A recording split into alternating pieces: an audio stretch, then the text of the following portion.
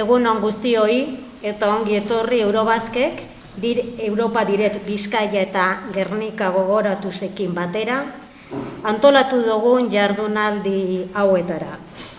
Buenos días a todos y a todas y gracias por venir y asistir a esta jornada que Eurobazke, junto con Europa Direct Bizkaia y Gernika Gogoratuz, organiza en torno a una reflexión sobre Europa y sobre la paz. Eurobazke hace ya un año propuso como tema nuclear a lo largo del 2025 tratar las temáticas de paz y seguridad desde Europa.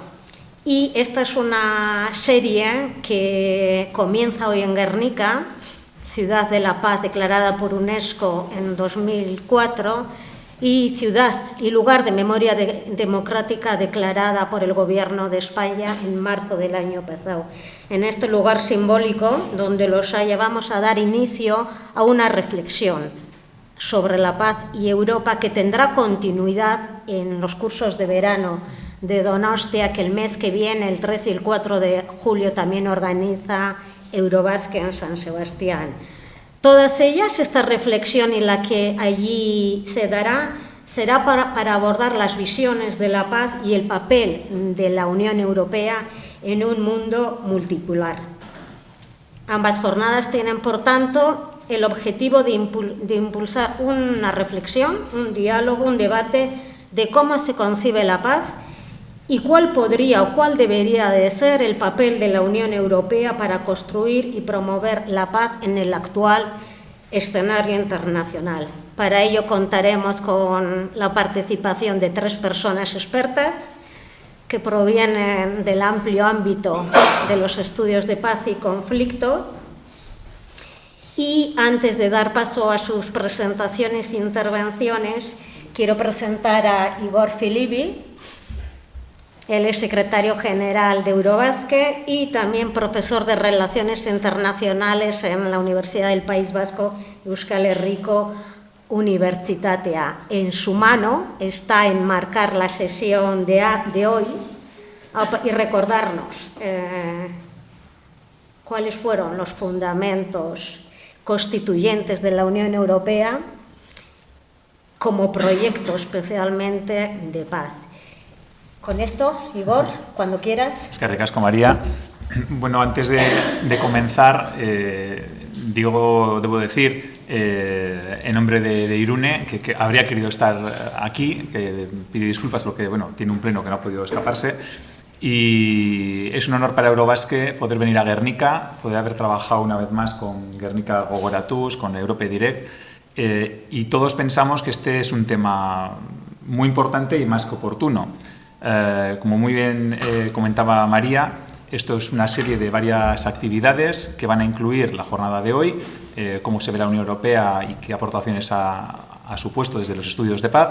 El 3-4 de julio, en el curso de verano, vamos a invitar a gente de fuera de la Unión Europea que nos cuente cómo se ve fuera de la Unión Europea la paz y cómo ven a la Unión Europea y qué papel creen que podría jugar la Unión Europea. Y probablemente en el otoño, aunque eso aún no está cerrado, habrá otra jornada con aspectos más de seguridad y de esa dimensión que se está creando en la Unión Europea. Y, por último, recogiendo todas las ponencias y algunos trabajos de investigación de nuestro premio Universitas, haremos una monografía, como todos los años, un libro que la pinta es magnífica y que en su momento ya lo difundiremos.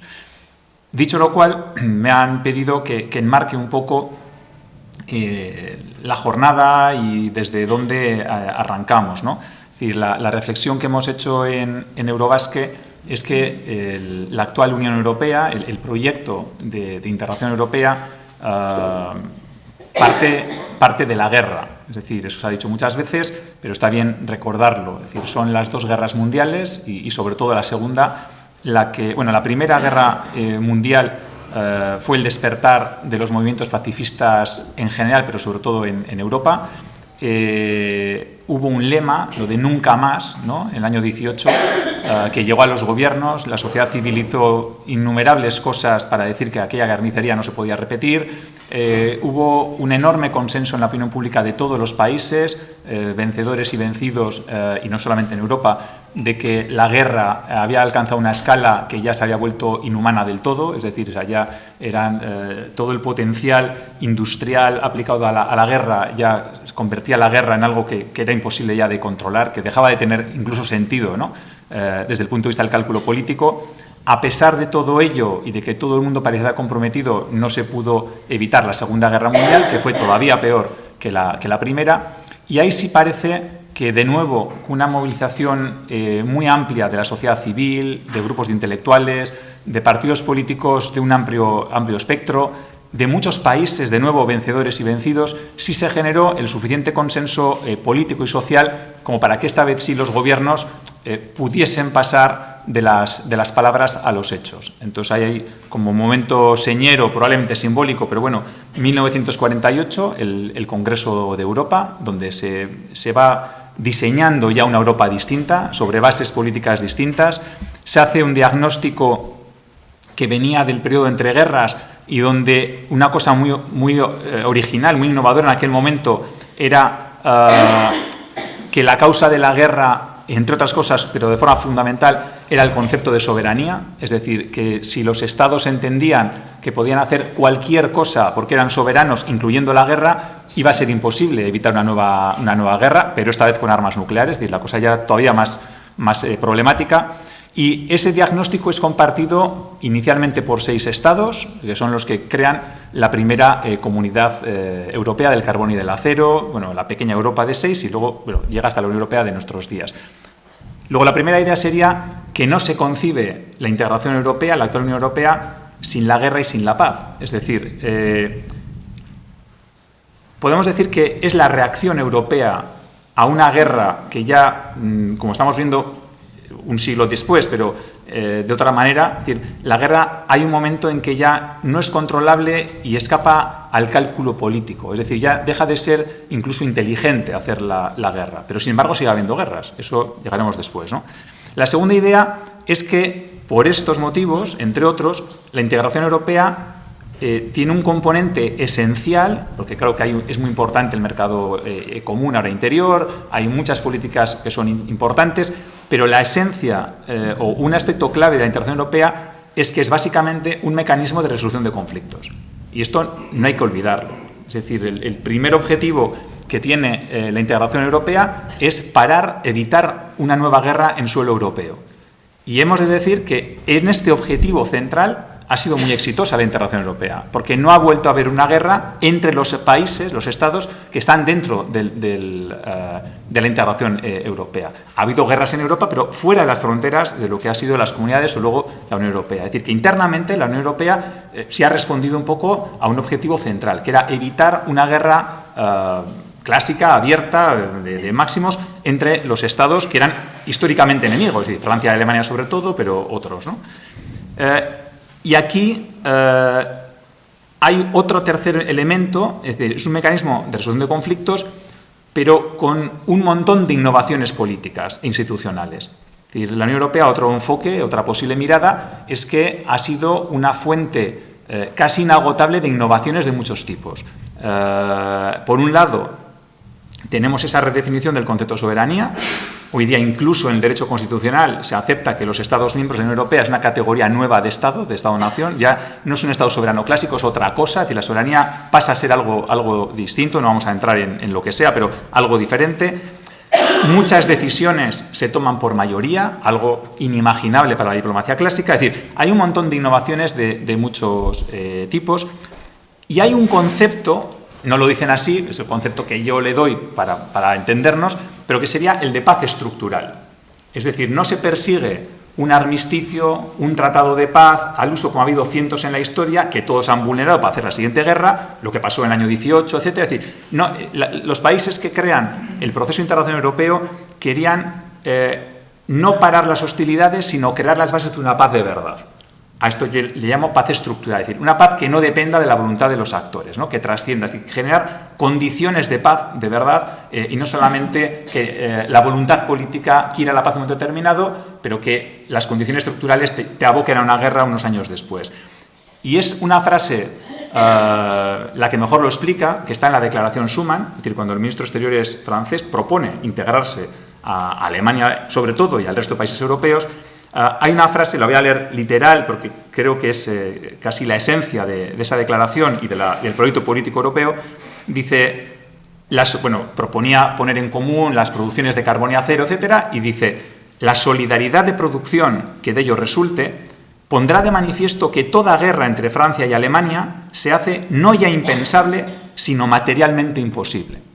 Esto es la radical novedad de la integración europea. Es decir, esto es un antes y un después. Es decir, que los gobiernos, uno proponga esto y los otros lo acepten, es decir, y sobre estas bases se cree la integración europea, es lo que supone un antes y un después. Y yo creo que esto es muy oportuno recordarlo hoy, cuando estamos hablando de paz y de la Unión Europea en Europa, ¿no? Es decir, ¿por qué? Porque el objetivo no es ya que sea impensable, es decir, que estos líderes que han vivido las dos guerras mundiales, que algunos han perdido hijos en el frente, o hermanos, o familiares, y están absolutamente comprometidos, no es solo que ellos no se les ocurra, no tengan en su cabeza la idea de una nueva guerra, que esto bien, está muy bien, pero pueden venir otros que no piensen igual, sino que sea materialmente imposible. Es decir, que aunque llegue un Hitler que quiera hacer la guerra a uno de los estados, aunque quiera no pueda hacer la guerra contra sus socios, contra sus hermanos europeos.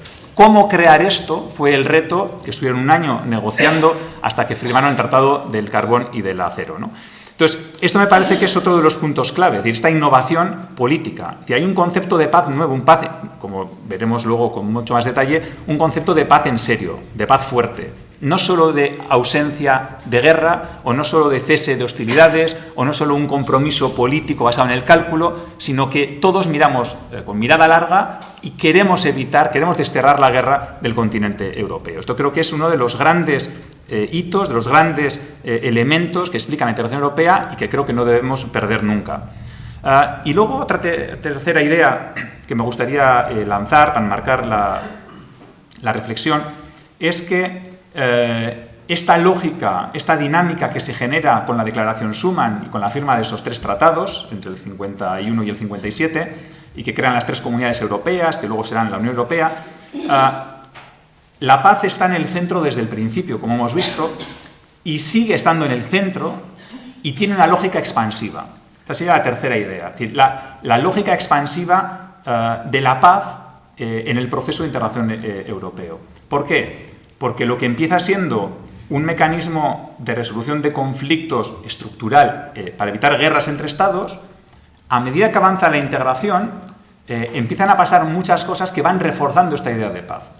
Por un lado, a medida que pasan los años, hay nuevas adhesiones, es decir, hay ampliaciones, nuevos estados aceptan este esquema y forman parte de este entramado político, aceptan estas instituciones, aceptan limitar su soberanía, aceptan tomar decisiones por mayoría, aunque no les vengan muy bien, en aras a ese bien europeo común, etcétera. Todo este mecanismo se amplía a más estados, o sea, reforzando esa idea de evitar la guerra entre los estados, pero además la Unión Europea históricamente se ha convertido en un actor relevante, como mínimo, apoyando procesos de paz, mediaciones, observaciones electorales, financiando procesos de paz en muchos lugares del mundo.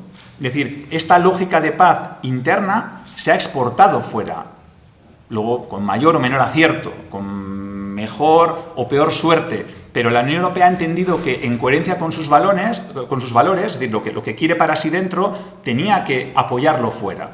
Y además habría un tercer elemento, y es que esa lógica que afectaba a terminar con los conflictos entre estados terminó expandiéndose para aplicarlo a conflictos donde no solo había estados. Por ejemplo, el caso más claro de todos sería el conflicto de Irlanda del Norte, donde, en mi opinión, una de las increíbles innovaciones, por decirlo de alguna manera, fue el programa Peace.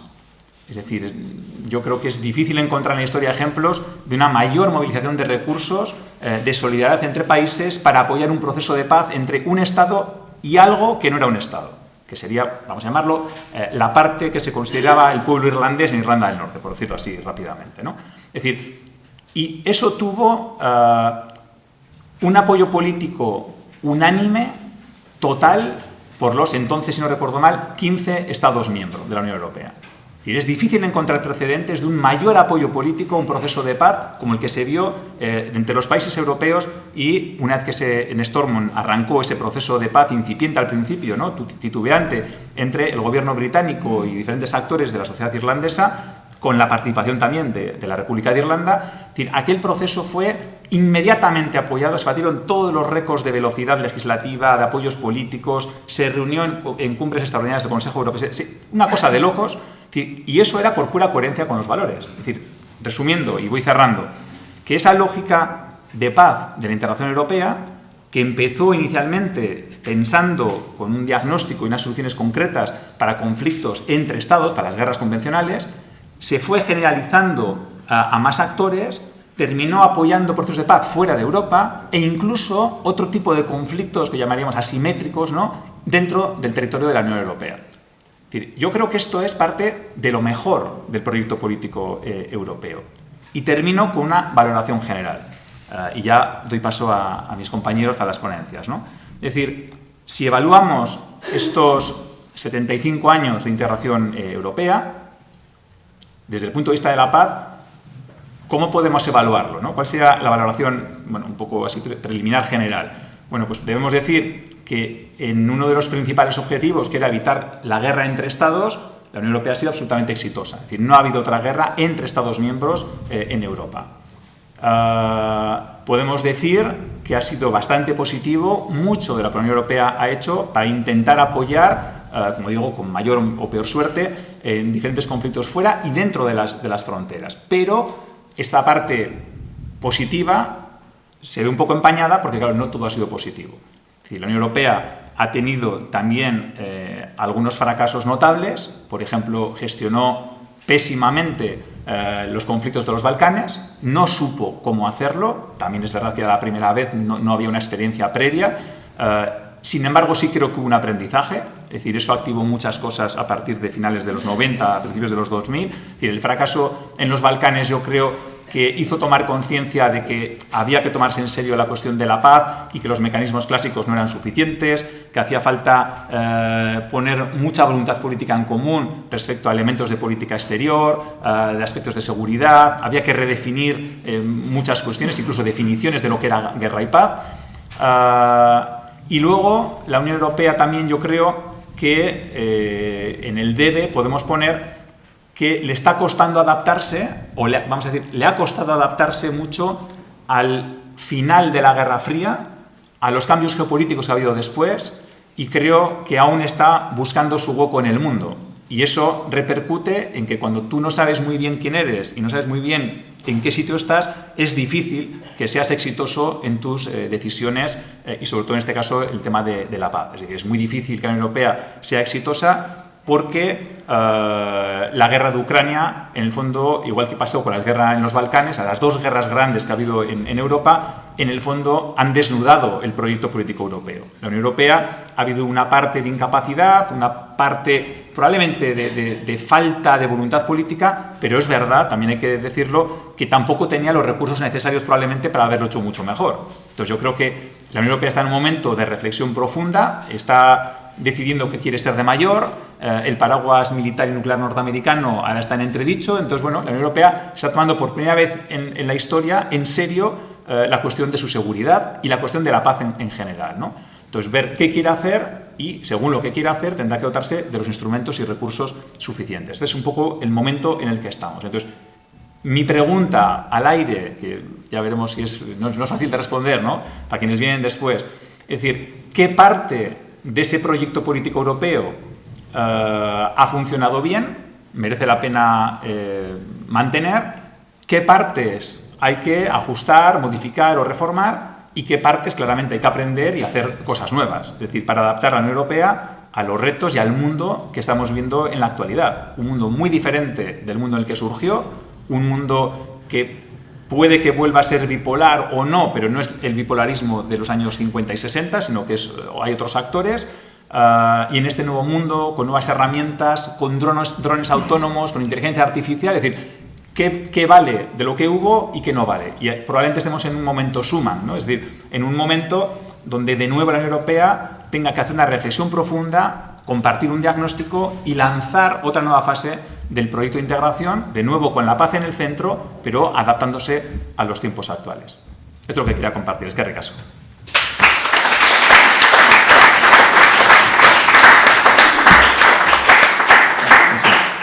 Es que ricasco, Igor. Llevamos ya varios años compartiendo junta directiva de Eurobasket y recordé justo ayer que hace ya 20 años, porque miré en el documento que Igor, cuando era estudiante de Relaciones Internacionales o cuando estabas en la Universidad del País Vasco, ya preparó un working papers, Munduan, moldeando la paz estructural, que hoy ha mencionado y que le sirvió también para su tesis. Procesos de integración europea y resolución de conflictos. O sea, que pensé en el 2004, junto con la Universidad Guernica, Oratus y otras organizaciones, veo que también el Museo de la Paz pusimos en marcha esta serie de documentos que nos vuelven a reunir, ¿no? Así que me he alegrado de recordar todo esto. Hay miembros también de la Junta Directiva de Eurobasket en esta sala y ahora voy a llamar a la mesa a las 3 personas expertas en estas temáticas que nos van a acompañar. Jesús Núñez, Carmen Magallón y Tika Font. Van a intervenir en este orden y mientras se van acomodando ya con nota previa de la pregunta que lanzaba Igor, voy a presentarles brevemente. Para muchas de vosotras seguramente habéis coincidido con Carmen y con Tika porque nos han visitado afortunadamente en muchas ocasiones en las Jornadas Internacionales de Cultura y Paz que celebramos, que organizamos cada año en el marco conmemorativo del bombardeo de la villa. Jesús Núñez, no sé si ha estado en Guernica. No. Sé que ha estado también Paco Rey, codirector de IECAN, el Instituto de Estudios sobre Conflictos y Acción Humanitaria, que participa también en unas reflexiones que venimos teniendo con este instituto y otros agentes sobre otra temática, triple anexo. Desarrollo, la articulación de la cooperación al desarrollo, ayuda humanitaria y construcción de la paz también. Pero Jesús, bienvenido en tu primera y espero que no última visita. Y les conoceréis también porque tienen mucha presencia en medios y espero que sigan teniendo bastante más porque hay mucho que se puede y se debe decir desde las propuestas de construcción de paz. Pero para aquellas que igual no hayáis conocido su trayectoria, lo voy a hacer brevemente. Jesús Núñez es codirector del instituto que he mencionado, Instituto de Estudios sobre Conflictos y Acción Humanitaria, que este año además celebra su 25 aniversario. Sorizonak. Felicidades a todos los miembros del instituto. Él es experto en relaciones internacionales, seguridad internacional, construcción de paz y prevención de conflictos violentos y en el mundo árabe musulmán. Es economista por la Universidad Autónoma de Madrid y militar retirado. También es profesor de Relaciones Internacionales en la Universidad Pontificia de Comillas, así como miembro del International Institute for Strategic Studies y vocal del Comité Español de UNRWA. He pensado presentaros a todas de una y luego ya van a ir interviniendo en este orden. Carmen Magallón, ella es presidenta de la Fundación Seminario de Investigación por la Paz Centro Pignatelli de Zaragoza y presidenta de honor de la Liga Internacional de Mujeres por la Paz y Libertad de la sección española. Es experta en historia de las mujeres, sobre todo de las mujeres en la ciencia, pero también de las mujeres en la construcción de la paz. Es experta también en análisis epistemológico del quehacer científico y las relaciones entre género, ciencia y cultura de paz. Es doctora en Ciencias Físicas por la Universidad de Zaragoza. Y Tika Font también es física. Tenemos 2 físicas y un economista en esta mesa. Tika Font es presidenta del Centro de Estudios por la Paz en Barcelona. Ha sido presidenta de la Federación Catalana de ONGs por la Paz de Cataluña. Ha sido vicepresidencia de Justicia y Pau y de Taula Catalana por la Pau. Ocupó también durante 10 años la dirección del Instituto Internacional Catalán por la Paz y es experta en economía de defensa, comercio de armas, presupuestos de defensa, industria militar, nuevas armas y seguridad. Saben que tienen 20 minutos para hacer una intervención. Marco, ¿y cuál es la relación de la paz y Europa? ¿Qué parte del proyecto europeo, del proyecto político europeo que planteaba Igor, nos está sirviendo? ¿Qué podemos transformar? ¿Qué deberíamos aportar? ¿Dónde deberíamos incidir para que las instituciones europeas, para que la Unión Europea, siendo la paz en el centro de su origen, trayectoria y en lógica expansiva, también llegue a Gaza? Tenéis 20 minutos. Jesús, tú el primero, así que cuando quieras. Buenos días. Muchísimas gracias, María. Un placer tener esta primera oportunidad de participar en una actividad aquí dentro de Guernica, donde había venido particularmente, pero no por cuestiones de trabajo como la que nos une hoy.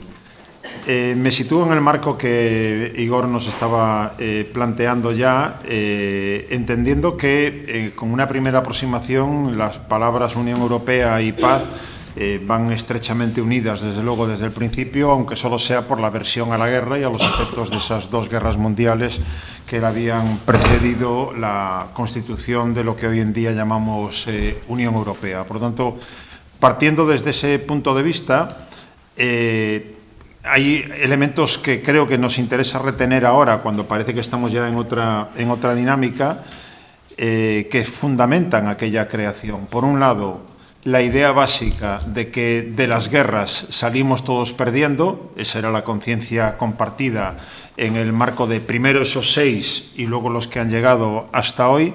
Por lo tanto, rompe una dinámica que hacía pensar que la guerra era una forma de resolver conflictos de la cual se podía extraer una victoria en la medida en la que el vencedor imponía el dictado al vencido y establecía nuevas reglas de juego. Se llega a esa conclusión de que de esas guerras lo único que se produce es un desgaste progresivo de todos y, en definitiva, que todos salen perdiendo. Y la segunda es también el desmentido de otro elemento que nos parecía que había quedado ya obsoleto cuando lo miramos en este cambio de siglo, pero que desgraciadamente vemos, como luego comentaré, que sigue muy vigente. Me refiero al hecho de pensar que más armas significa, por definición, más seguridad. Cuantas más armas tenga, más seguro me siento con respecto a las amenazas que puedan afectar a mis intereses. Como digo, esto parecía ya una historia superada, pero el plan de rearme, del que seguramente hablaremos, de la Unión Europea, nos lo vuelve a colocar en la actualidad de nuestros días. Sobre esas bases se pone en marcha un proyecto que, por definición, aunque nos puedan parecer palabras que quizá choquen un poquito, porque podemos analizar la imagen de la Unión Europea desde otra perspectiva, y seguro que lo vamos a hacer en esta sesión, nos llevarían a entender que la Unión Europea es un proyecto de paz, por definición, y es un proyecto antiimperialista.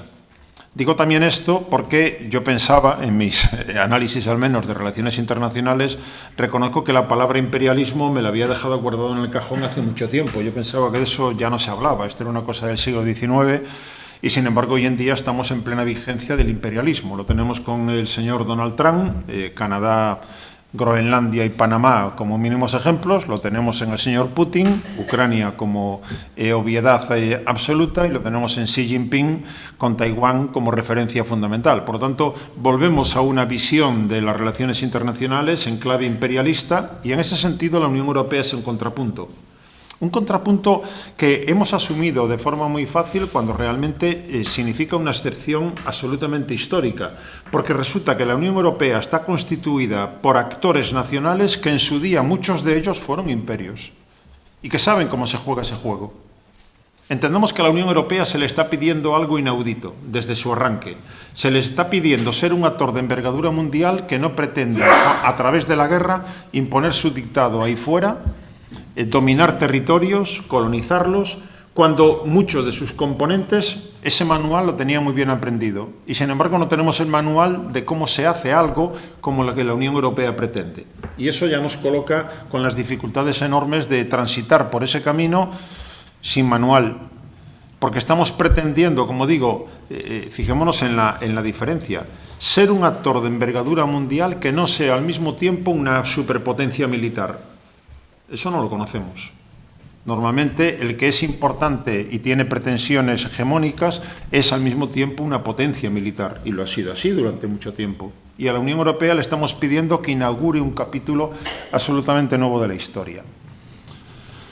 Si lo miramos hacia adentro, ¿qué ha hecho la Unión Europea, los miembros de la Unión Europea dentro del club comunitario en términos de paz?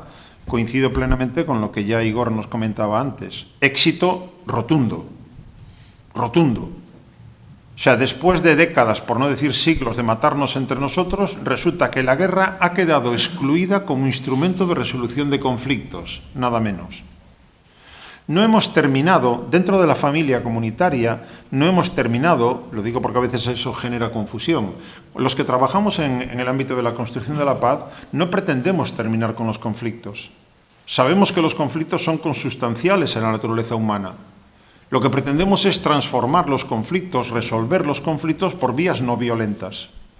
Bueno, pues si eso lo aplicamos al caso de la Unión Europea, nos encontramos con que los conflictos siguen existiendo, hoy en día entre los 27, y todos los conflictos que ha habido, que hay, se resuelven sentados a la mesa, no en el campo de batalla. Eso es de una excepcionalidad histórica absolutamente incomparable con cualquier otro ejemplo que podamos sacar. Y por lo tanto, vuelvo a lo mismo, si queremos vestir de rosa la imagen de la Unión Europea, si yo me quedara ahora mismo parado y decía, ya he dicho todo lo que tenía que decir, he transmitido una imagen de la Unión Europea extraordinariamente positiva.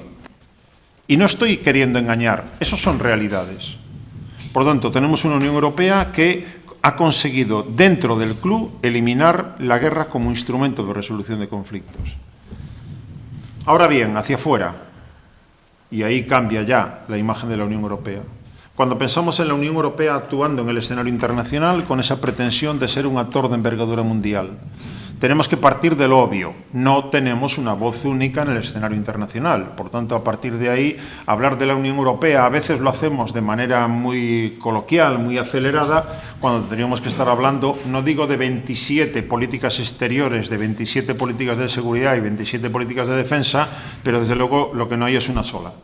Y eso debilita a ese actor que pretende ser reconocido como un actor global. No hemos llegado a ese punto todavía por las divergencias internas. Y por lo tanto ahí, si tenemos en cuenta cuál es el ejercicio habitual, podemos encontrar también cuáles son las dificultades.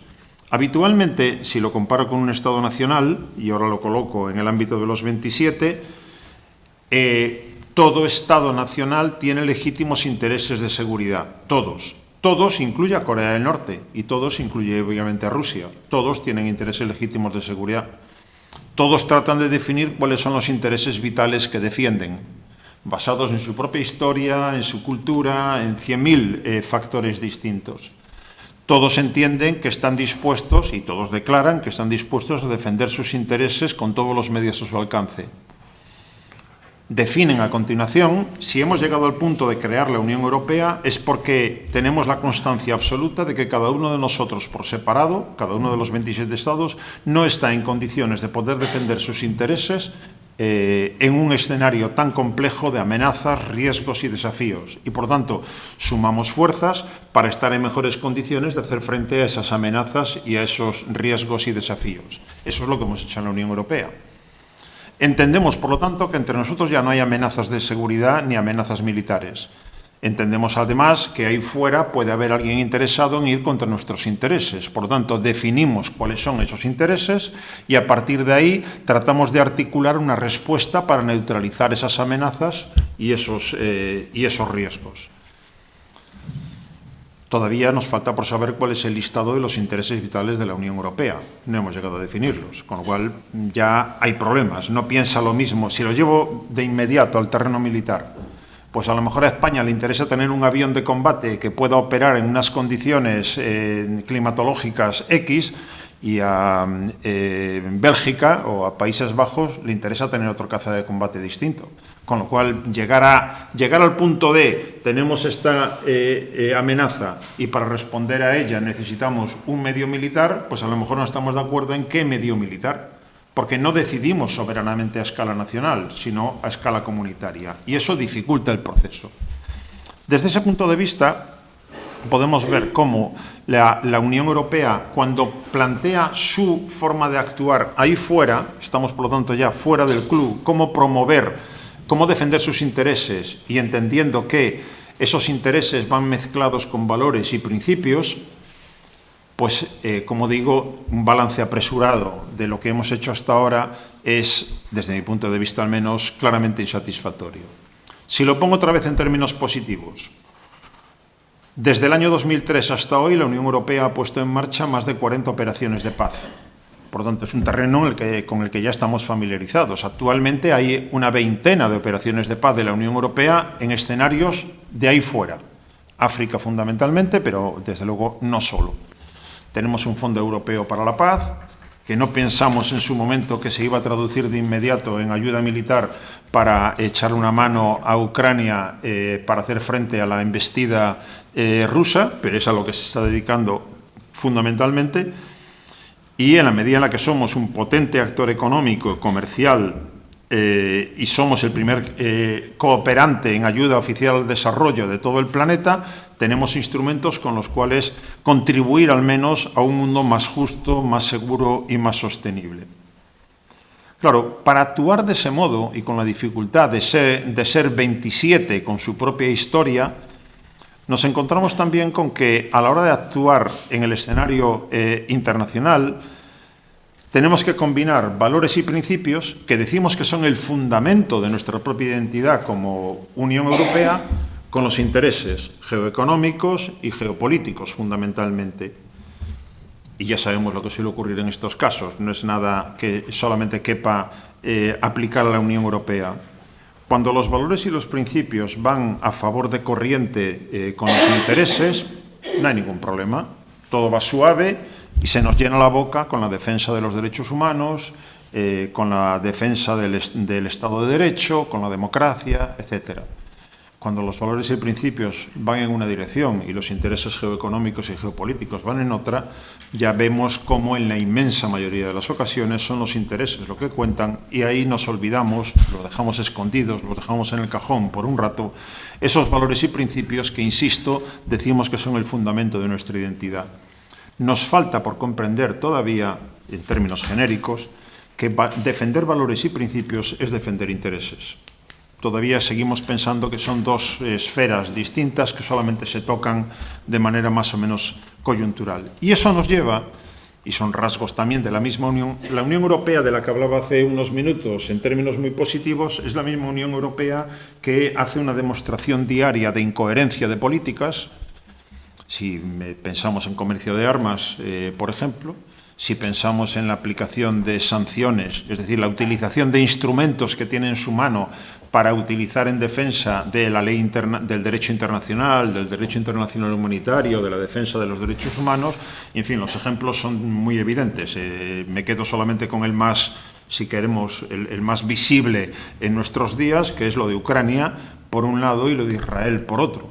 Pero una Unión Europea que ya ha aprobado 17 rondas de sanciones contra Rusia por la invasión de Ucrania, quiere decir que 17 veces los 27 se han puesto de acuerdo, a pesar de sus divergencias, de sus diferentes opiniones, de su cercanía geográfica con respecto a Rusia o de su lejanía, se han puesto de acuerdo en aplicar a Moscú unas sanciones porque Rusia ha violado la regla más básica del juego internacional, que consiste en entender como impresentable la entrada militar en un Estado soberano. Y sin embargo no hay una sola ronda de sanciones contra Israel. Recordemos que Rusia ha invadido Ucrania. Recordemos que Israel ha invadido Egipto, Jordania, Siria, Líbano. Tiene ocupado el territorio palestino desde 1967. Y si vamos a buscar el listado de dónde están las sanciones a Israel por esas violaciones de la misma regla tan básica del derecho internacional, nos encontramos con que el listado está vacío. Ninguna. Ni una sola vez. Digo muchas veces que a Israel Israel, que acaba de cumplir 77 años, lo hemos mimado permitiéndole hacer lo que le dé la gana, cuando le dé la gana, contra quien le dé la gana, en la idea clara de que no hay límites para él. Por tanto, si tú has mimado a una criatura durante 77 años, no le pidas, cuando ya ha cumplido 77 años, que ahora sea racional, que entienda que hay límites, que entienda que no puede violar el derecho internacional, que no puede hacer lo que le dé la gana en cualquier momento. Es que tú mismo, comunidad internacional en términos generales, lo has educado, lo has maleducado en ese sentido y, por tanto, las consecuencias son obvias. Luego, entendámoslo claramente desde ese punto de vista. En la parte que le toca a la Unión Europea, como resultado de complejos históricos mal curados en algunos casos, y eso se llama Alemania, y detrás de Alemania Países Bajos y otros países, nos encontramos con que Tel Aviv sabe sobradamente que lo que venga de Bruselas no es que le entre por un oído y le salga por el otro, es que no le entra ni siquiera por un oído, porque son bla, bla, bla. A día de hoy, o sea, recordemos en qué situación estamos.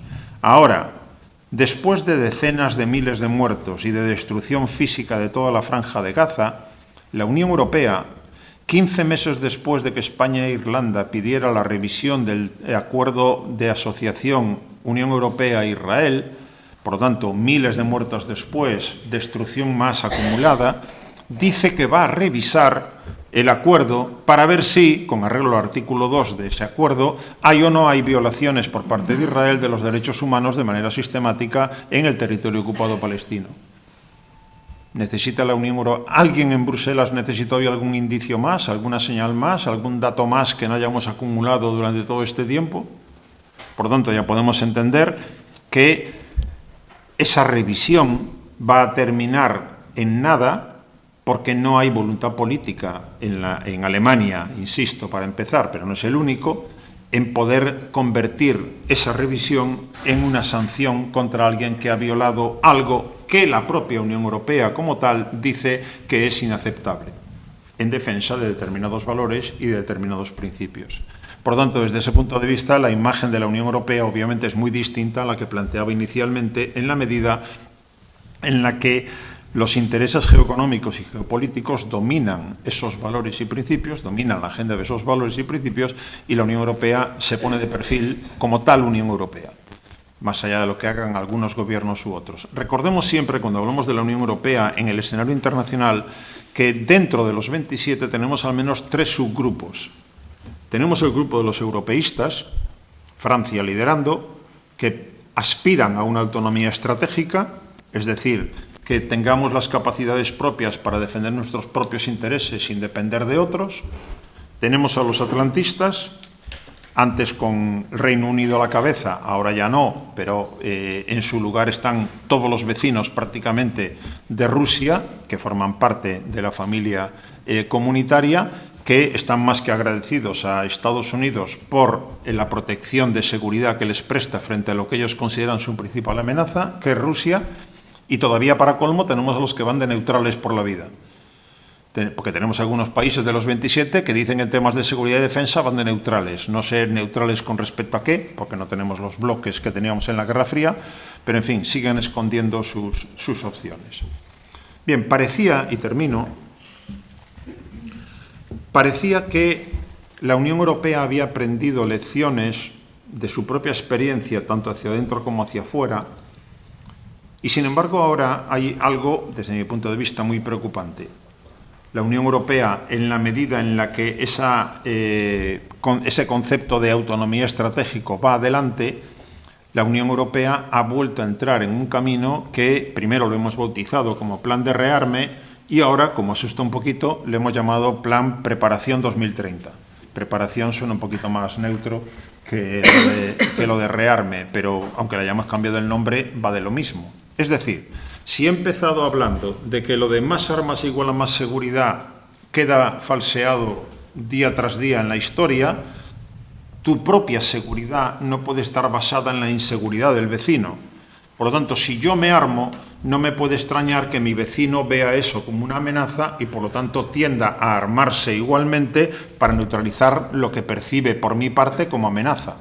En cuanto yo veo eso, voy a armarme todavía más porque veo que mi vecino está entrando en esa dinámica. Y es la manera en la que se alimenta una carrera armamentística en la que estamos.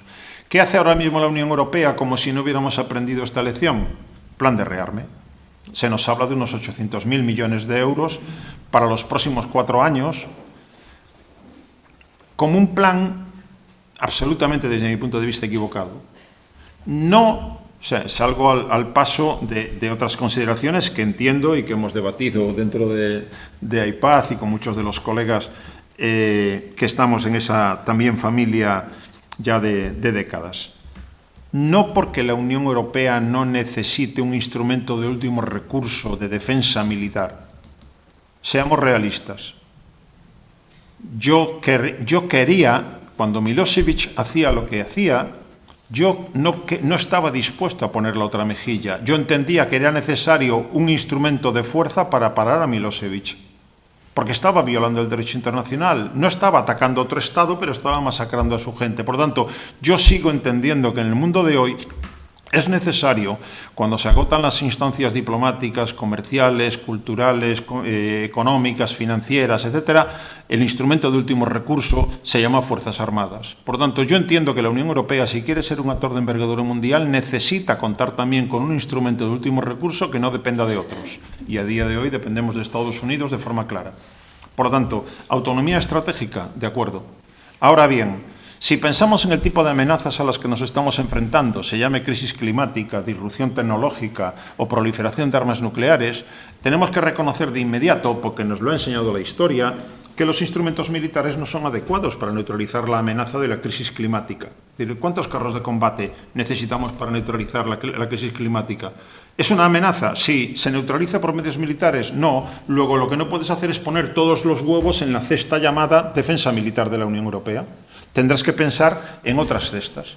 Porque tan importante es la defensa de las fronteras exteriores y de la integridad territorial frente a amenazas externas como la seguridad humana de los que estamos dentro, como la paz social, como la necesidad de convencer a todos los que estamos dentro de que esto es la mejor de las opciones, en el sentido de sentirse parte del juego, en el sentido de poder comer 3 veces al día, en el sentido de poder hablar libremente de lo que pensamos, en el sentido de poder movernos libremente. Eso es seguridad humana. Por lo tanto, si no atendemos a políticas públicas que atiendan a esa paz social, a esa cohesión social, le estamos dejando el campo abierto al populismo ultranacionalista, extremista, xenófobo, racista, que está, de hecho, en un auge bien visible en nuestros días, en la medida en la que utilizan la idea de todos los que se están quedando atrás, porque se están quedando muchos atrás, que no se sienten representados en estos estados democráticos de derecho de la Unión Europea y que, por lo tanto, alimentan un caldo de cultivo, como digo, que puede hacer que el colapso no venga de una amenaza externa llamada Rusia o llamada China o de Júpiter, no, de dentro. Y, por lo tanto, hoy en día, si estamos poniendo todos los huevos en la cesta llamada rearme, ¿dónde están las políticas públicas reforzadas para mantener el estado de bienestar y mantener esa cohesión social y esa paz social? Pues no las veo. Luego, desde ese punto de vista, me resulta equivocado el camino en el que está metido ahora mismo el conjunto de la Unión Europea. Todo ello con el añadido, y termino, de que el grueso de ese plan de rearme, tal como se nos anuncia, viene del esfuerzo de los gobiernos nacionales, no de la Unión Europea, de los gobiernos nacionales, con lo cual España va a dedicar más dinero a la defensa, sí, y Italia también, y Polonia también, con lo cual tendremos un cachito más de ejército español, un cachito más de ejército francés, un cachito más de ejército alemán, pero eso no quiere decir que la Unión Europea sea más capaz y más fuerte, porque no se está planeando en términos de amenazas comunes, respuestas comunes, sino en clave nacional. Y eso es otro de los errores que tiene el plan de rearme que hoy en día se está planteando. Para colmo, dentro de 4 años vamos a seguir dependiendo de Estados Unidos en términos militares. Es imposible en 4 años, teniendo en cuenta la estructura industrial de defensa de los 27, que seamos autónomos. Y por lo tanto vamos a seguir comprándole a alguien. ¿A quién? A Estados Unidos. Al mismo alguien al cual le estamos comprando el gas que antes le comprábamos a Rusia, con lo cual dejamos de ser dependientes de Rusia y pasamos a ser dependientes de Estados Unidos. Y en términos de defensa militar, seguiremos dependiendo de Estados Unidos. ¿Nos lleva a eso una posición que permita a la Unión Europea ser un actor global con voz propia, con medios propios para defender sus intereses? Creo que no. Y por lo tanto, desde ese punto de vista, no parece que estemos yendo en un camino adecuado. Gracias.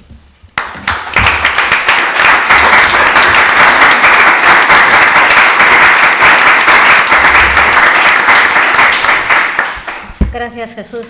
Carmen, cuando quieras. Egunon. Y saludos aquí. Sí, yo me siento un poco como en casa porque simbólicamente esta es una ciudad que fue bombardeada y yo vengo de un pueblo del Bajo Aragón, Alcañiz, que fue bombardeado en el 38 y eso nos ha unido a lo largo del tiempo. También saludo a mis amigos de la Internacional de Resistentes a la Guerra, de En Pie de Paz, es decir, yo estoy aquí en casa. Bien. Yo me he tomado el encargo como la Unión Europa visto desde los estudios de paz y entonces voy a hablar de dos aspectos. Por una parte, el trabajo de la Fundación Seminario de Investigación para la Paz, que es lo que hacemos, ¿no? Los estudios de paz y en relación con Europa lo que se pueda decir. Y después el otro punto sobre mi experiencia vital y de investigación que ha cuajado en un pensamiento que trata de visibilizar las aportaciones de las mujeres a la paz y a la ciencia, pero bueno, esto lo dejamos ahí. De modo que, compendiado en el título que he dado a esta intervención, que va a ser fragmentaria, después de este análisis tan redondo, Jesús, permitidme que sea fragmentaria y desde otra voz, he llamado Europa como árbol. Para mantener su fuerza, su presente y su futuro, necesita conocer, cuidar y mantener vivas las raíces que le dieron y le dan vida. Entonces va a ser una perspectiva de tono histórico. Bien, empezando por la Fundación Seminario de Investigación para la Paz, decir que es una de las pioneras de los estudios de paz en España, que nació hace 40 años. De hecho, vamos a presentar este libro de sus 40 años dentro de 2 días. Y eran tiempos de la Guerra Fría, había una base estadounidense en nuestra ciudad, un movimiento por la paz muy activo.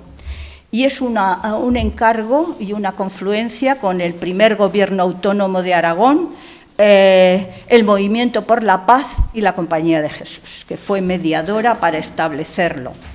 Bien, sus características, ¿qué son? Un centro plural, donde se hacen estudios interdisciplinares o multidisciplinares para analizar conflictos internacionales y cultura de paz. Recoger las mejores excelencias disciplinarias con el objetivo de incidir en quienes toman las decisiones y también para hacer educación social a través de los medios, a través de la educación formal, escuelas, universidades, opinión pública.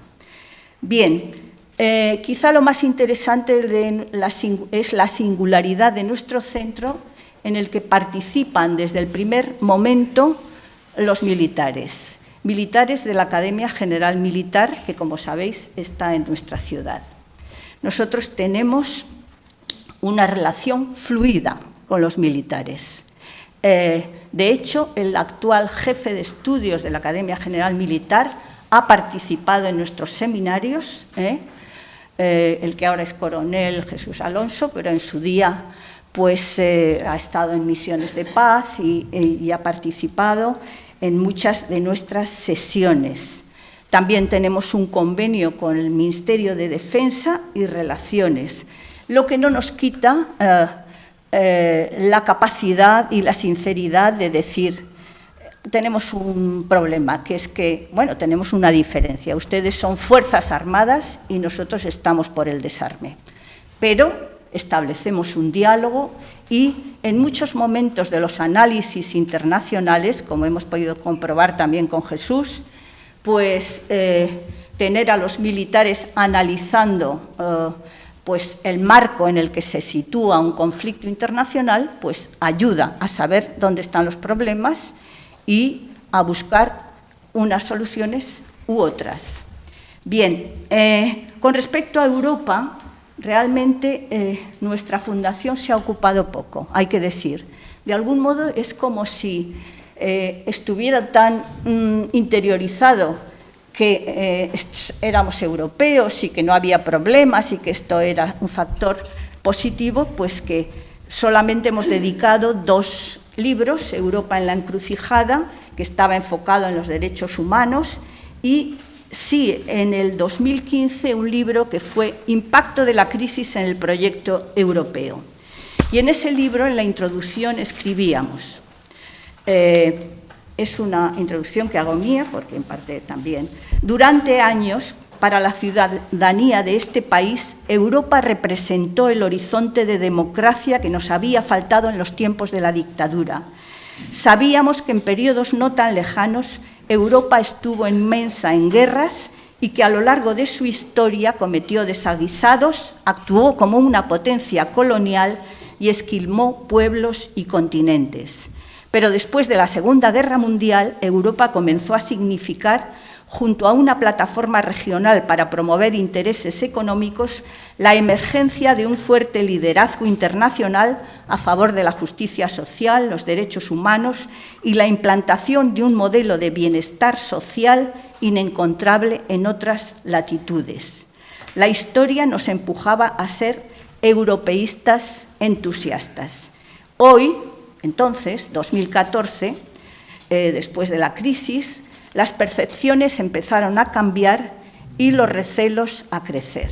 Bien, nosotros hemos debatido, pues, lo que supuso esa crisis, que también se ha mencionado, de cómo determinados grupos humanos en Europa han ido quedándose atrás, y por eso decimos que el proyecto de la Unión Europea tiene enemigos externos, quienes se quieren cargar el proyecto y el modelo de bienestar social, y puede ser el presidente de los Estados Unidos y muchos más, pero también enemigos internos que son, pues, todo el auge de la ultraderecha, que está creciendo y que desde luego no es europeísta. Ahí tenemos el problema también de las distintas historias que hay en la Unión Europea, y tendría que ser una línea que habría que proponer, es el establecer diálogo entre los países. Hay un proyecto que se llama Proyecto de Remembranza Europea, en donde distintas universidades sí debaten sobre el pasado europeo, pero os puedo asegurar que es muy difícil, pero que hay que seguir en esa línea. Hace 2 años, el proyecto Remembranza Europeo, pues, pudimos participar. Yo estuve en una mesa, os digo, con un polaco y un checo, hablando del pasado europeo. Y claro, es que las diferencias son tremendas. Digamos que para ellos el comunismo lo que significó fue una dictadura que les oprimió, mientras que para este país, al menos dentro de la dictadura, los comunistas colaboraron a la caída de la dictadura. La religión, el Papa pues fue un factor también, el Papa polaco, un factor de liberación, etc. Para este país, en la época de la dictadura, el nacionalcatolicismo era una parte, no toda, porque también existía otro tipo de iglesia, pero se formularon una serie de diferencias que están ahí, que están latiendo.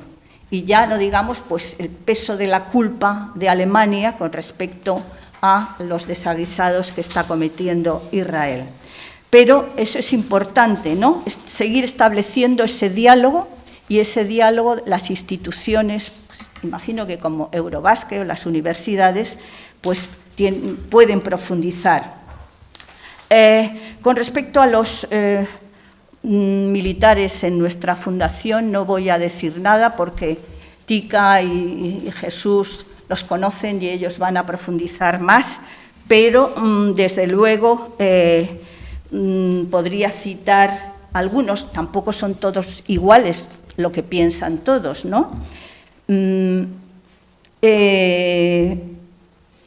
Muchos son escépticos respecto a los gastos militares y al rearme. Solo voy a decir eso y es importante tenerles en cuenta y pensar que la paz tenemos que construirla entre todos. Bien. El segundo punto, que es mi experiencia vital y de investigación, desde luego para mi generación, pues Europa era el paradigma de la democracia, los derechos humanos, la paz y el estado de bienestar. Pero en este punto me gustaría, por aquello de reforzar las raíces que he citado, pues hablar de lo que llamamos dentro de los estudios de paz, de pacifismo feminista, lo que es un legado de las constructoras de paz. Y es un legado civilizatorio que no se puede dejar de lado, pese a que ahora sea menos visible y que todo se homogeneice hacia la figura de quienes han sido los decisores y los líderes en esta Europa. Me estoy refiriendo, pues, a el nacimiento del pacifismo feminista en 1915, en la Primera Guerra Mundial. O sea, tomemos nota que mientras los hombres de los países europeos se estaban matando, las mujeres de distintos países, de esos mismos países, incluidas también de Estados Unidos, pero fundamentalmente de Europa, se reunían en La Haya para proponer salidas negociadas para parar la guerra.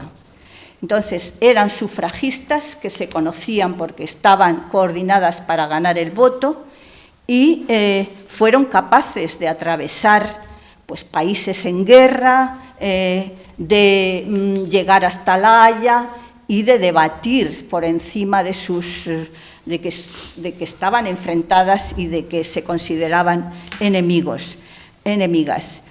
Bien, ese congreso realmente puso las bases filosóficas de lo que después llegó a ser la Sociedad de Naciones, porque ellas se reunieron con Woodrow Wilson, presidente de los Estados Unidos, hasta 5 veces para llevar las resoluciones. Las resoluciones, bueno, en este libro y en muchas otras publicaciones están recogidas, pero al respecto de la problemática que estamos hoy en Europa sobre las armas, una de las resoluciones decía: este Congreso de Mujeres insta y reclama el desarme universal, porque en los negocios asociados a la producción y el comercio de armas hay una raíz muy potente de la guerra. El comercio de armas, 1915. Otras resoluciones pues abogaban por la libertad de comercio de los mares, y es decir, que ellas no eran, que eso es algo que también se ve, como las mujeres constructoras de paz, como si estuviéramos en las nubes. No, abordando las problemáticas reales. Por ejemplo, otra resolución: si un capitalista invierte en un país, que lo haga a sus expensas y no involucre a sus gobiernos, a sus estados en la defensa de sus intereses. Y estaban pensando en el petróleo mexicano, con los Estados Unidos, etc. Es decir, había un planteamiento muy claro de cómo transformar las relaciones internacionales. Por supuesto, se mencionaba la violación a las mujeres en las guerras, etc. La educación para la paz, pero en una visión holística. Bien, ese legado civilizatorio, se ha mencionado antes que hubo la Segunda Guerra Mundial. Pues bien, las mujeres de este congreso, que dieron lugar a la Liga Internacional de Mujeres por la Paz y la Libertad, es la organización más antigua de mujeres por la paz que todavía existe. Ellas criticaron los acuerdos de Versalles porque pensaron, con acierto, que eran la semilla de otra guerra, que no se podía, humillar al vencido y exigirle, pues, unas reclamaciones que no iba a poder realizar. Es decir, es una tradición que ha estado ahí constantemente, que tiene una sede en Ginebra, que, por cierto, yo creo que Europa ahí también tiene una capacidad y que últimamente no se oye hablar de la revisión periódica universal del cumplimiento de los derechos humanos de los países. Está en Europa el Consejo de Derechos Humanos. Es decir, Europa tiene esa tradición, pero tiene mecanismos. O sea, yo no lo veo tan deprimente como lo veía Jesús, ¿no? Yo veo que hay unas capacidades.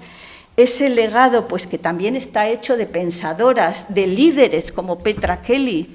O sea, ha habido antes se ha mencionado las debilidades europeas, yo a las que habéis mencionado añadiría falta de líderes, falta de liderazgos que sean coherentes con los valores europeos. Bien,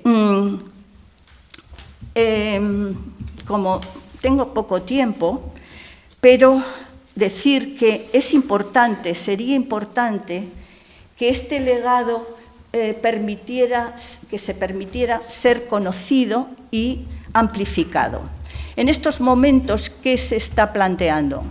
Bueno, por ejemplo, ante lo que para nosotras sí es un genocidio, de hecho, en los primeros momentos cuando se llevaban ya 15.000 muertos en Gaza, estuvimos debatiendo la Convención para la Prevención del Genocidio y se veía cómo se ajustaba.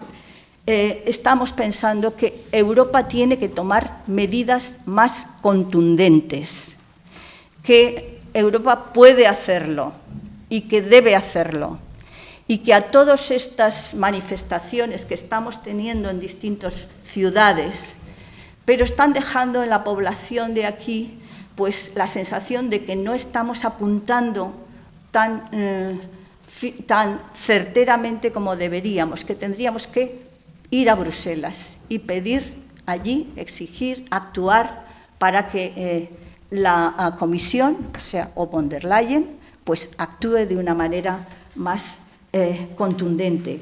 Y puedo decir que sí, estamos preparando para octubre, ya espero que os llegue. Otro de los puntos es resistir a la normalización de la guerra.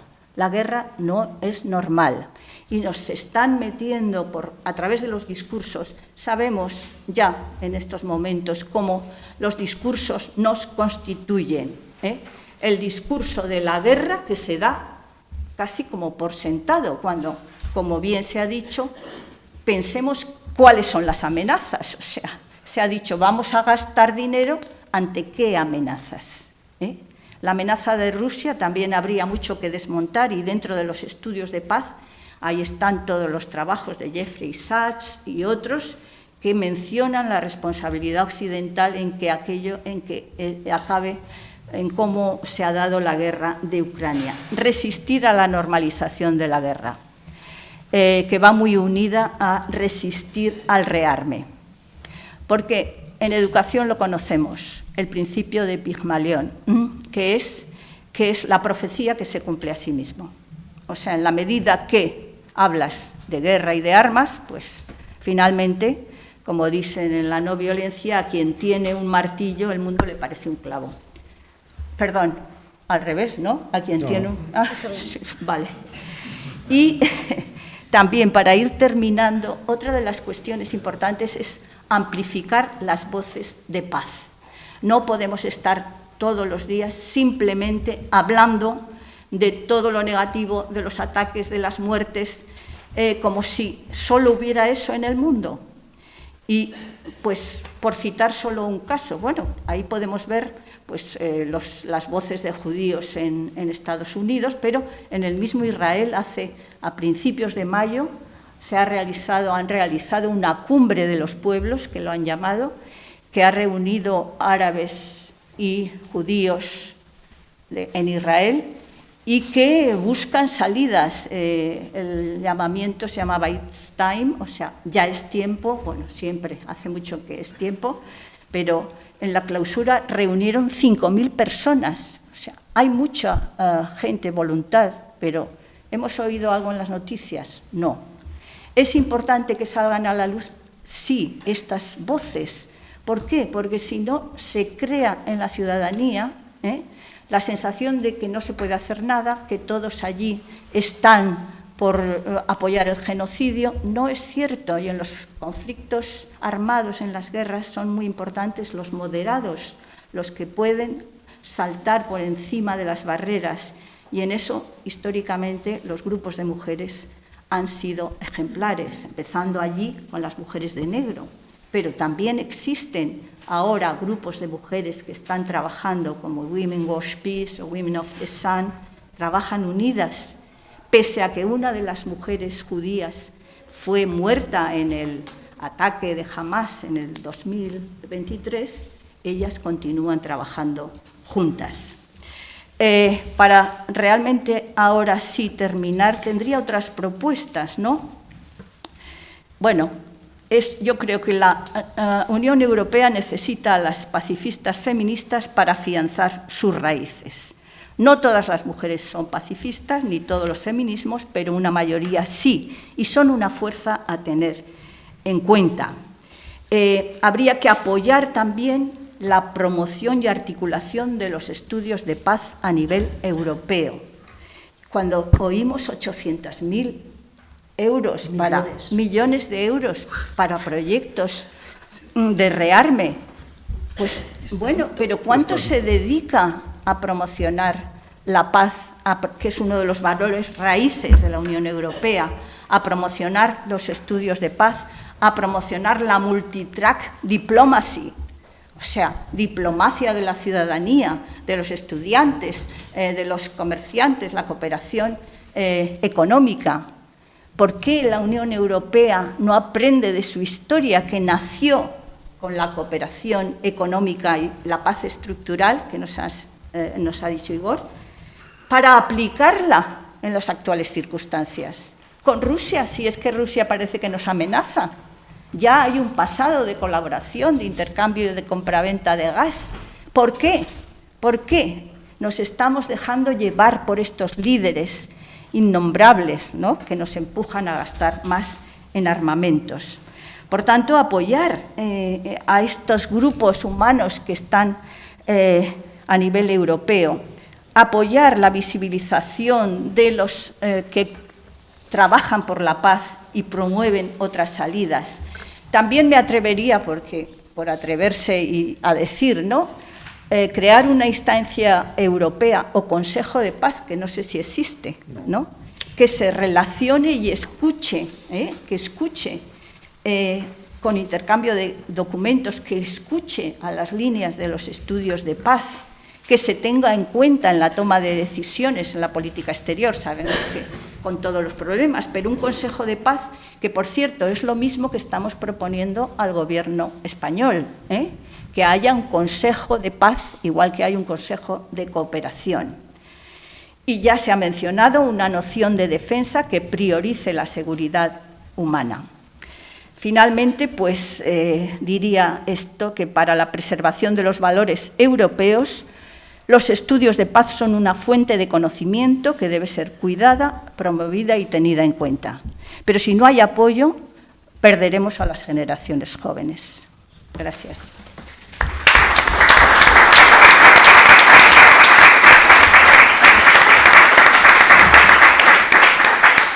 Eskerrik asko, Carmen. Es verdad, este año, entre mañana 5 y 6, se presenta el libro que ha mencionado Carmen para celebrar el 40 aniversario del Seminario de Investigación por la Paz, y también están llevando a cabo a lo largo de este año unos seminarios con el tema Pensar Europa. Sí, luego podéis mirar esto. Así que sorionak también, Carmen, y a todas las personas que participan del Seminario por la Paz.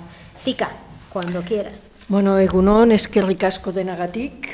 Bueno, yo quiero abordar a través del plan Rearme, yo creo que hay dos peligros sobre los que quiero poner el énfasis.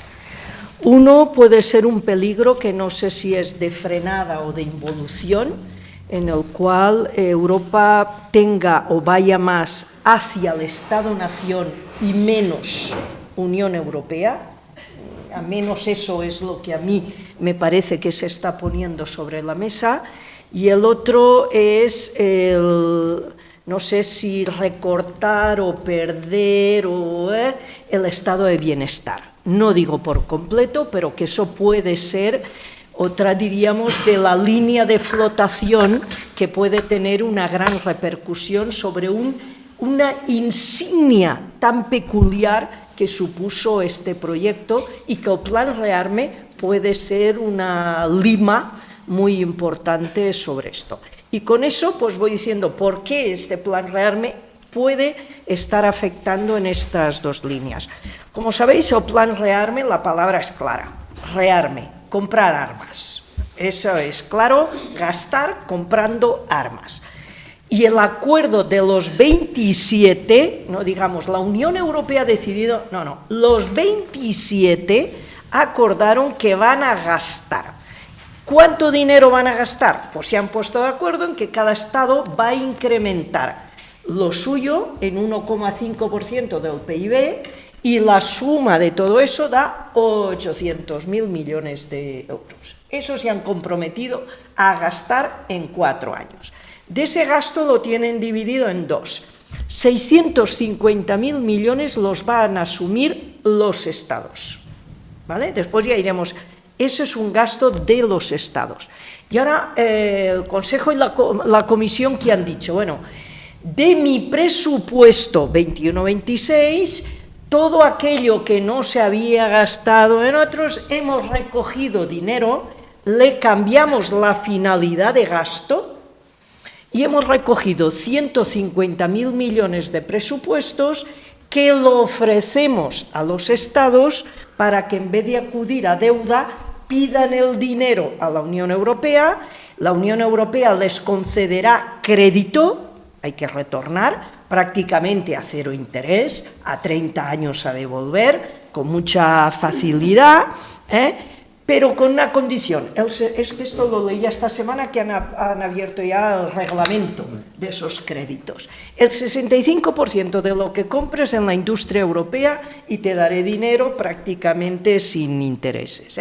Pero el acuerdo es gastar y la Unión Europea va poniendo que gastes aquí dentro para evitar que se vaya al gasto. La otra cuestión es, fijaros que ese gasto se va a producir en 4 años, es el compromiso. ¿La industria puede estar preparada para absorber ese gasto en 4 años? No. Y aquí tenemos decisiones que no son en cronograma de tiempo ejecutables, no van parejos. La industria no va a poder absorber. De aquí que lo que decimos es que si hasta ahora el 65% de las armas que se compran dentro de la Unión Europea son de la industria norteamericana, yo creo que de aquí 4 años veremos que ese porcentaje es superior, porque no va a haber esa absorción y se va a realizar fuera. Pero la otra cuestión es, yo me voy a formular 2 preguntas sobre ese gasto. Una, ¿cómo se va a gastar? ¿En qué se va a gastar? Y la otra será, ¿y de dónde saldrá ese dinero? Pero en la de qué se va a gastar, ¿cómo se va a gastar? Pues fijaros que el acuerdo es gastar. ¿Hay acuerdo en cómo se va a gastar? ¿Se han establecido criterios para gastar? No. Cada Estado va a gastar en lo que es lo que te decía. Cada Estado va a decidir en qué armas quiere gastar, etc. Y la cuestión sería, si, como se dice, este gasto queda justificado porque parece que Rusia puede invadir un país europeo, que es lo que se nos dice muchas veces, los países del este, Polonia, Letonia, Lituania, Finlandia, te dicen, no, es que Rusia y Putin nos pueden invadir y hay que prepararse. Pues mala decisión es tomar que cada uno haga lo que le dé la gana si todos nos tenemos que enfrentar a Rusia. Si todos nos vamos a tener que enfrentar a Rusia porque Rusia invade, por ejemplo, Polonia, pues eso va a ser como una guerra egila. Si cada uno ha comprado lo que quiere, y quiere decir que lleva tecnología distinta, munición distinta, piezas de recambio distintas, logísticas distintas, pues nos vamos a repartir el campo de batalla a kilómetros cuadrados. A los de España les toca aquí, a los de Francia aquí, porque no habrá interoperatividad. entre estos países. Por tanto, yo ya pongo un primer cuestionamiento en que si Rusia era eso, ¿cómo es que no hemos establecido criterios para ese tipo de escenario, qué es lo que se necesita, y a ver de qué manera común o conjunta hacemos algo? Y solo pongo un ejemplo. España ha situado hace muy poco un satélite militar, 1.000 millones, pero un satélite te da cobertura 8 horas. Para tener la cobertura 24 horas necesitas 3. Y la cuestión es, ¿cada uno de los 27 necesita mínimo 3 satélites? Es que no los puede poner la Unión Europea y compartimos los gigas. Y nos compartimentamos a 27 el satélite. Fijaros que estoy diciendo, podemos poner elementos de raciocinio, racionalidad, eficiencia, eficacia. No ha habido porque hemos llegado a que cada uno compre. Por tanto, estamos diciendo, el principio de Estado-nación ha quedado por encima de considerarnos una comunidad o una unión o un algo. Ha quedado por encima. Y con eso ya, si Rusia realmente es a lo que nos preparamos, y siguiendo con ese elemento de raciocinio, racionalidad, eficiencia, eficacia, porque además algo que nos dicen muy a menudo, tanto presidentes de los 27 como muchos ministros, hasta Álvarez, es: tenemos que gastar mejor. Bueno, pues que nos digan ese mejor en qué consiste, porque yo todavía no lo he visto, ese mejor. Y yo pondría otro dato. Si en 2024, estoy citando el CIPRI de 2025, Rusia ha gastado en su defensa 149.000 millones de dólares estando en guerra y con una economía de guerra, y los 27 hemos gastado 368.500 millones, a los que todavía no hemos añadido nada de esos 800.000 millones que vamos a gastar más. Oiga, si ya gastamos 3 veces más que Rusia, ¿cómo es que todavía no podemos tener una guerra con Rusia? A mí no me cuadra. No me cuadra la forma de razonar de manera racional o eficiente, si esa es la situación. Y si de verdad consideramos también que en estos temas vamos a estar con Reino Unido o Noruega, estamos ya con 450.000 millones de dólares en gasto de este año. Estamos casi 4 veces más que Rusia. Aquí esto nos daría para comparar incluso a nivel de armas militares, etcétera. Entonces, el gasto yo creo que no se realiza de manera ni eficiente ni racional. La segunda cuestión o la segunda pregunta sería, ¿de dónde va a salir ese dinero? Porque en estos momentos no hago las cuentas de España. Pedro Sánchez ha afirmado que en 2025 destinará 33.000 millones de euros en gasto a defensa. Si el compromiso que tomó con esos 800.000 es que suba al 3,5 del PIB, eso quiere decir que tendrá que subir a 57.000 millones.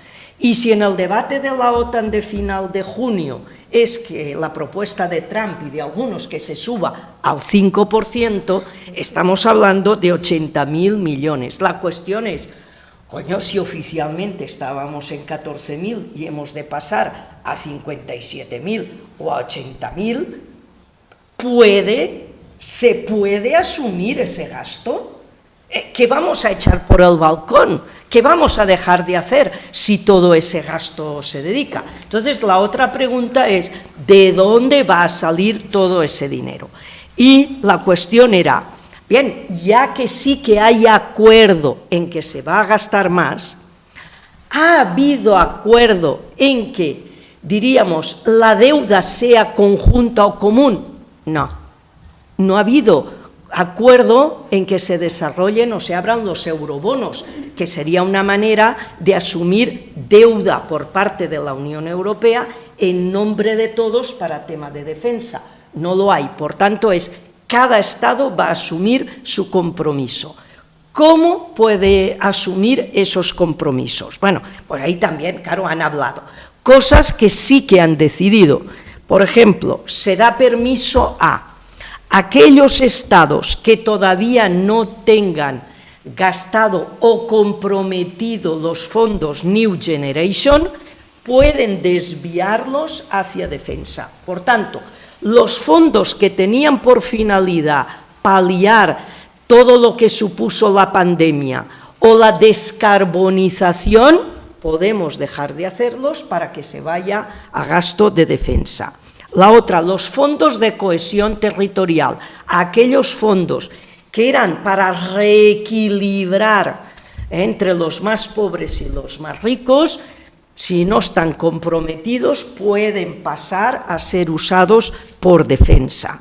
Y luego, ¿qué nos queda? Deuda. Cada Estado puede endeudarse en forma de bonos, que sería emite deuda pública el Estado, o acudiendo a bancos a que me den dinero. Y aquí tenemos otra cosa. Si el Estado se va a endeudar, tiene un problema. Cada Estado, cuando elabora los presupuestos, fija un techo de deuda. Esos presupuestos se mandan allá a la Comisión Europea y se aprueba el presupuesto y el techo de deuda. Pero por una parte, si estamos acordando, vamos a gastar, y por otra voy a tener un techo de deuda, eso no cuadra. ¿Cómo se soluciona? La deuda que se lleve a cabo en compra de armamentos no computará en el techo de deuda. Creatividad contable, no la sumo y ya está, ¿no? Solución clara y hecha.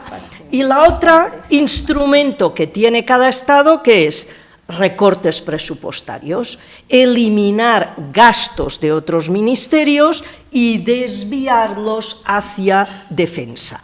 Y ahí es donde digo yo que está en peligro el estado de bienestar europeo. Y ahora iré poniendo dos ejemplos. Uno, aunque nuestro gobierno en España, y yo creo que la intención del presidente es cierta, que no quiere recortar, es que no le va a quedar otra. Este año ha hecho malabarismos diciendo que lo que fueron presupuestos no gastados del 23 y del 24 los pasa a defensa. Bueno, esto lo saca este año. Al año que viene veremos de dónde se saca de la chistera, sin recortar a nadie, cómo se ha sacado 15.000 millones para mantener lo mismo que este año y no seguir incrementando. No sé cómo lo hará, tienen que ser recortes. Con estos recortes yo creo, y aquí cito al secretario general de la OTAN, el Mark Rutte, que dijo: el continente europeo es el continente del mundo que más gasta en estado de bienestar, es el continente que puede reducir el gasto de bienestar social, y pedía a los ciudadanos que asumieran sacrificios porque este plan de rearme era esencial, y pedía, su propuesta era que había que reducir en pensiones, en sanidad y en prestaciones sociales. Yo de momento, al que he leído cómo ha aplicado eso en el presupuesto del 2025, ha sido en Inglaterra, que ha hecho un traspase de reducción presupuestaria de 5.700 millones de libras y que las ha recortado, según el Gobierno, en ayudas a discapacitados, ayudas a familias dependientes, despedirá 10.000 trabajadores públicos, reducciones en sanidad y reducirá el 50% de la ayuda oficial al desarrollo. La ayuda oficial al desarrollo con reducciones de hasta el 50% también la han anunciado Alemania, Francia, Suiza, Holanda o Bélgica. De aquí que yo creo que ya nos queda más o menos claro que en la medida en que estemos tocando los elementos esenciales del estado de bienestar europeo, yo creo que tocando pensiones o sanidad o ayudas de carácter social, es evidente que lo que se va a producir y que veremos al cabo de 2-3 años será incrementos de la tasa de pobreza, de gente que no llega a los mínimos, diríamos, vitales, tocando sanidad o no incrementando gasto en sanidad. Yo creo que veremos en pocos años cómo la esperanza de vida disminuye también, y la verdad es que también otra que es inevitable, y en la medida en que se aumenta la desigualdad y las percepciones sociales de un Estado que no responde a las demandas sociales, son incrementos de criminalidad. Hasta ahora los índices de criminalidad en Europa son de los más bajos del mundo. ¿Por qué? Porque hay un estado del bienestar. Si reduces el estado de bienestar, esa ecuación también se nos va a mover. La otra cuestión es que en aras de incrementar una seguridad de fronteras de Estado-nación o de soberanía, puede ser que estemos perdiendo otro gran pilar que fue fruto de la Segunda Guerra Mundial, que también fue, si queremos evitar la guerra y si queremos evitar las confrontaciones internas, el estado de bienestar ha sido el elemento, yo creo, más cohesionante de la sociedad dentro de Europa. Yo creo que eso puede estar en peligro, Y quería también ir añadiendo un par de cosillas, y sería otra vez en el término de que todo esto no solamente se nos anuncia como que Rusia nos puede invadir, que no sé quién lo dice, Bueno, lo dicen, sí, lo dicen, que puede ser, no porque Putin lo haya dicho, sino porque lo dicen como forma de justificación a este plan de rearme. No sé en qué mecanismo se basan, pero la cuestión es, lleva casi 4 años Putin enfrascado en la guerra de Ucrania, militarmente no ha ganado, tampoco la ha perdido, pero no ha ganado. Ucrania ni tampoco la ha ganado ni la ha perdido, con lo cual dices, bueno, si con Ucrania, con toda la ayuda que ha recibido, puede enfrentarse a los 27, yo creo que no es tan tonto. Vamos, a mí no me lo parece, ni tonto ni loco. Para sus cálculos, pero no le pongo esas dos etiquetas. La otra cuestión es que se nos estaba diciendo también, y esto hasta Álvarez se lo he escuchado y me ha sorprendido, es que necesitamos disuasión. A mí que Álvarez utilizara esa palabra también resultaba muy curioso, Pero yo creo que la disuasión también ya es hora de irla abandonando, es una estrategia de carácter psicológico que representa retórica amenazante, es una estrategia que utiliza la amenaza y la coerción como instrumento político, siempre es yo más, yo tengo este misil, pues yo tengo 3 como ese y además que te van... Es una estrategia que solo nos lleva a lo que ya decías, a una espiral de armamentos, nos lleva a una carrera de armamentos, y yo creo que tenemos un balance claro de cuando esa estrategia fue utilizada en la Guerra Fría. Económicamente alguien va a perder esa guerra de la disuasión. Rusia la perdió. Por tanto, también aprendamos esa lección. Yo no defenderé que la disuasión realmente sea efectiva, sino que puede ser una forma de empobrecer a una sociedad hasta que la sociedad internamente colapse, porque no puede seguir. Por tanto, ¿quién la gana? El que va a tener más capacidad económica para mantener el gasto de carácter militar. Es verdad que Estados Unidos puede decir que a ella le ha dado buen resultado, y también de aquí que algunos dicen que el plan rearme, más que una respuesta real hacia Rusia, es una manera de contentar a Trump y de equilibrar las balanzas comerciales, porque ese dinero eminentemente acabará yendo una gran parte de ellos hacia Estados Unidos.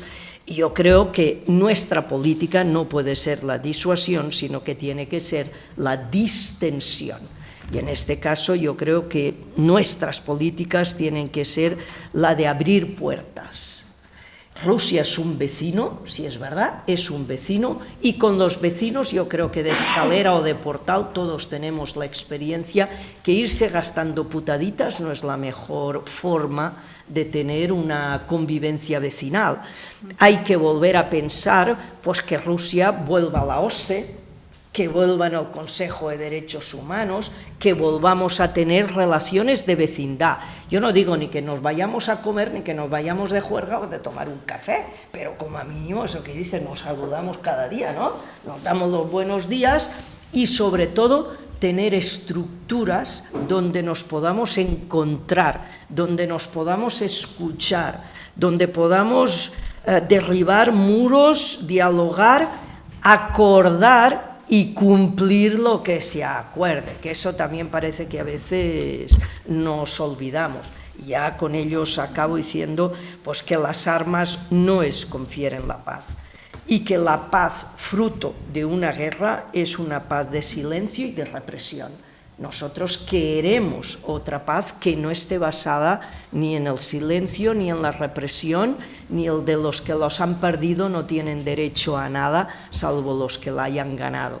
Creo que estamos abordando, y creo que nuestra experiencia de Unión Europea es buena, es positiva, pero como os digo, yo veo dos peligros como no sé si de frenazo o de involución, hacia construir más Europa, sino que veo que hay posiciones de hacer más Estado-nación y, por tanto, menos avances conjuntos en Europa, y el otro gran riesgo es la pérdida o la erosión de lo que construimos del estado de bienestar. Y yo, personalmente, no aspiro a un modelo social como el de Estados Unidos. A mí me gusta mucho más el modelo que hemos construido en Europa. Por tanto, creo que lamentablemente nos tocará volver a hacer la defensa de la necesidad del Estado, de la necesidad de la democracia, de la política y de los derechos humanos, siendo estos cuatro elementos fuertemente puestos en cuestión por la extrema derecha. Yo creo que ese peligro que tenemos en Europa lo tendremos que abordar.